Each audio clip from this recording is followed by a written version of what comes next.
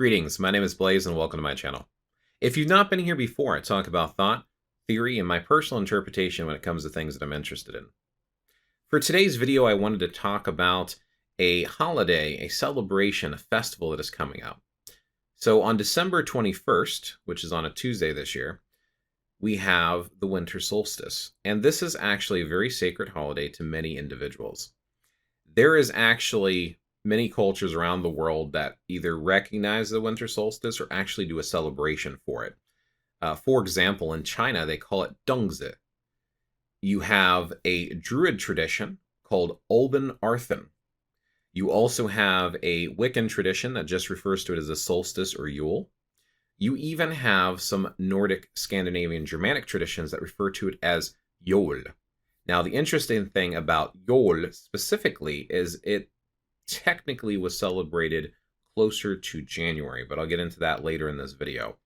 But you have tons of names for it: solstice, winter solstice. It doesn't really matter which name that you choose to use for it. It is celebrated by many. Now, I'm bringing it up specifically for the revival movements because that's a lot of what I talk about on this channel. And when I mean revival movements, I'm talking about those that either use the term pagan or heathen or something along those lines that refer to this eclectic mix or blend of trying to revive or reconnect with the ancient practices, I guess, from the European region mostly. The winter solstice itself, folks seemed and appeared from a lot of the research that I have done to celebrate as the season changes. They celebrated anything they could. They worked all the time. They were trying to survive, and they were celebrating that, hey, I'm getting through winter and I'm going to survive through winter. I've got enough food or I've got enough heat, clothing, materials in order to survive and winter and hunker down for the winter. The way that folks go about celebrating their different traditions and holidays based upon the way that the seasons are, I think is both a celebration of life, but it's also a celebration and acknowledgement of the gifts from nature itself.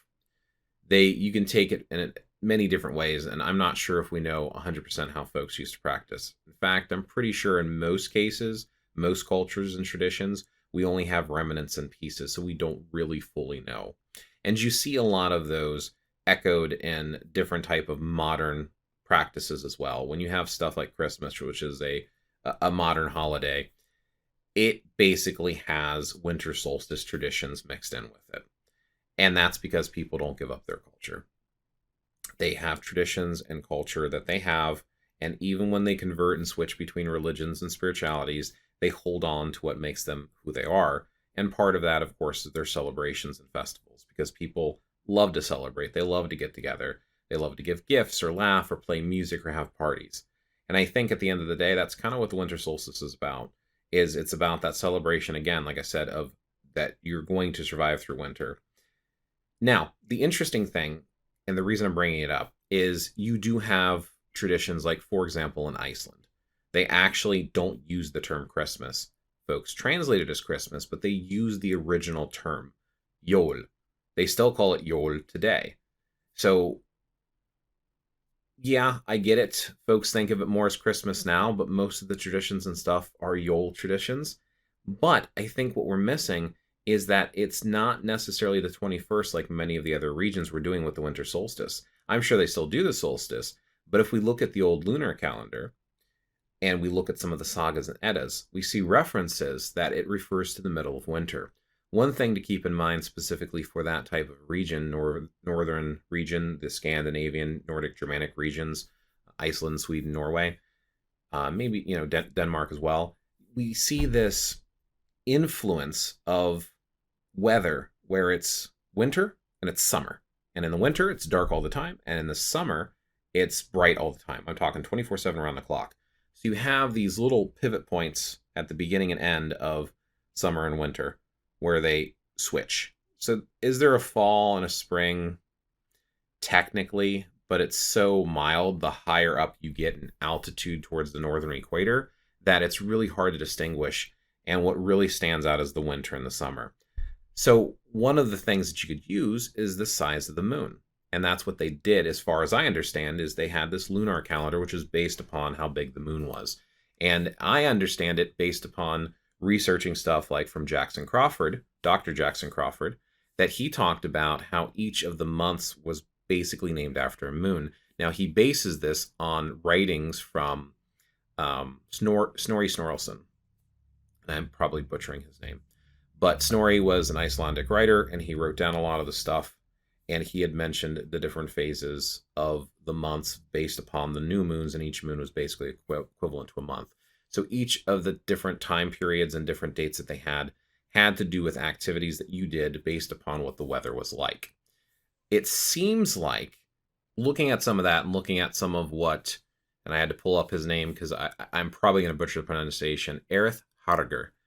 He also makes videos, and he talked a little bit about some of the lunar celebrations and stuff, that there was 3 major ones that you typically see in the Nordic Scandinavian regions, and those were Vetrnætr, and that was the beginning of winter. That was winter's night. And then there was Yule, which was the middle of winter. And then there was the end of it right before you get in the ratings season called Sigurblot. Now, there's different names for some of these. For example, Vetrnætr, you could call Disablot or Haustblot. And most of these seem to be focused around phases of the moon. So when I was looking through some of this stuff, I was trying to look at the moon calendar and seeing when the full moons hit to try to find out when they were. For example, it seems like Vetrnætr was around harvest moon. That's one of the reasons why it was called, basically, when you talk about the other translation, Haustblot, it's harvest blot or harvest sacrifice. So that kind of made sense to me around harvest moon. Then looking at some of this, it seems like Yule would be closer to the wolf moon, which so happens that coming up in 2022, that would actually be January 17th this year. And then for Sigurblot, it seems like it would be around flower moon. So that's what I use as a guideline when I'm talking about the heathen holidays.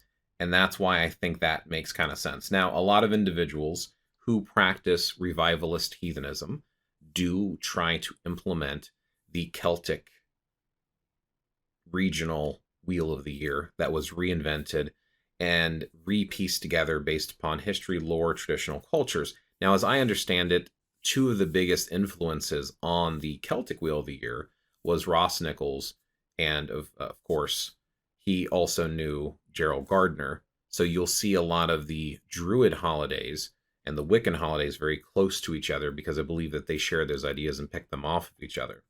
And that's why when you see stuff like Alban Arthan, which is something that they call the winter solstice, specifically December 21st. That's what they call it in like Obod, for example. But you'll also have Wiccan traditions that call Yule or winter solstice on the 21st as well, because I think that was a very important period of time. It's also interesting to note that in the olden days, as far as I understand it, it was a seasonal celebration that lasted for several days. We even see echoes of this in modern times. If you look at places like in the Slavic traditions in Poland, or if you look today in Iceland, they technically have 3 different days of doing holidays. They have the 24th, where they're doing their celebration, the 25th, they're doing a celebration, and the 26th, they're doing a celebration. So they have it kind of drawn out through a few days. So you see those remnants from the past echoing into modern practices that usually, of course, today, they're going to translate those words into Christmas. But if you look at the Yule tradition in Iceland, like I said, you have 3 days there, or even in Poland, and I'm not even going to attempt to pronounce it. My wife and my mother-in-law both speak Polish because they are Polish, but I I always butcher the way that they say it in Poland, the word that they use for Christmas. And again, it gets translated into Christmas, but they have different words based upon the region and the language, which is quite interesting. So all in all, I just think it's a fascinating topic to talk about, and I just thought I would bring it up. So when you're considering what you're going to be doing for your winter solstice celebration, or if you even want to do it, I wanted to bring up some of the origins and stories and history behind it. And I also wanted to bring up the fact that, technically speaking, if you're doing a Nordic Scandinavian Germanic revival movement, you might even consider moving it towards the full moons. You don't have to. That's not the only way to do it. I know there's some debate and argument around it, but yeah, I just wanted to share some of my thoughts and research. I'll put a few links below. Thank you for watching. Have a great day. And regardless of what holiday or celebration or festival or path or faith that you follow. Have a great December, and I'll catch you in the next one. Remember, question everything. Thanks for watching.